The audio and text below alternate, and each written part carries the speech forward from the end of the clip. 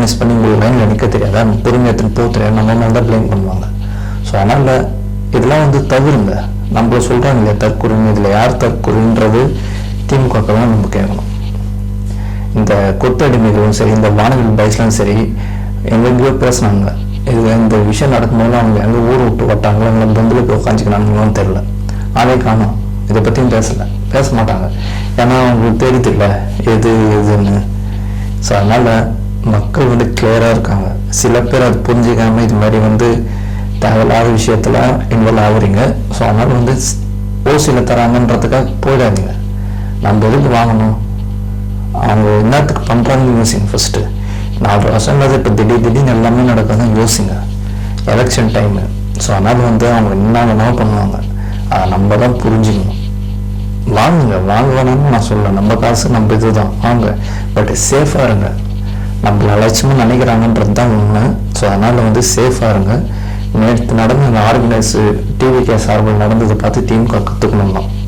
ஏன்னா அவ்வளோ ஒரு ஒழுக்கம், அவ்வளோ ஒரு டீசெண்டாக, அவ்வளோ ஒரு அழகாக, எந்த பிரச்சனை இல்லாமல் அழகாக பார்த்துட்டு அழகாக வீட்டுக்கு போனவங்க தான் இந்த டிவிக்கே இந்த தற்கொலைன்றான். பார்த்தியா, இது தற்கொலை இல்லை, ஆச்சரியக்குறி. இவங்க தான் மக்கள் எப்படி இருக்கணும், எப்படி நடத்தணுன்றது வந்து இவங்கள பார்த்து தான் நம்ம கற்றுக்கணும்.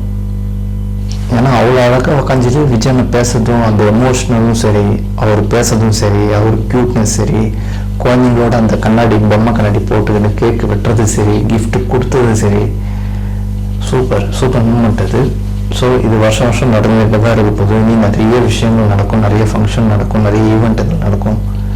ஸோ இதெல்லாம் நம்ம வெயிட் பண்ணி தான் பார்க்கணும். நேற்று சூப்பராக இருந்துச்சு. இதே மாதிரி இன்றைக்குமே என்ன நல்லா இருக்கணும், அதுதான் நம்ம ஆசை. ஸோ நாளைக்கு எப்படி என்னன்றதை வந்து நாளைக்கு பார்க்கலாம். விஜயனோட இந்த ஈவெண்ட் ரொம்ப சூப்பராக இருந்துச்சு. ஏன்னா வந்து புசியானந்த், செங்கோட்டையன், சிடி ஆனந்த்ராஜ் எல்லாருமே வந்து கீழே தான் உட்காந்துட்ருக்காங்க. ஸோ அவங்களாம் வந்து மேலே ஏறுத்தல்னா அவங்களுக்கான மரியாதை நம்ம கொடுக்கணுன்றனால தான் அவர் கீழே உட்காந்துருக்காங்க. இது எல்லாருக்குமே பொருந்தும்.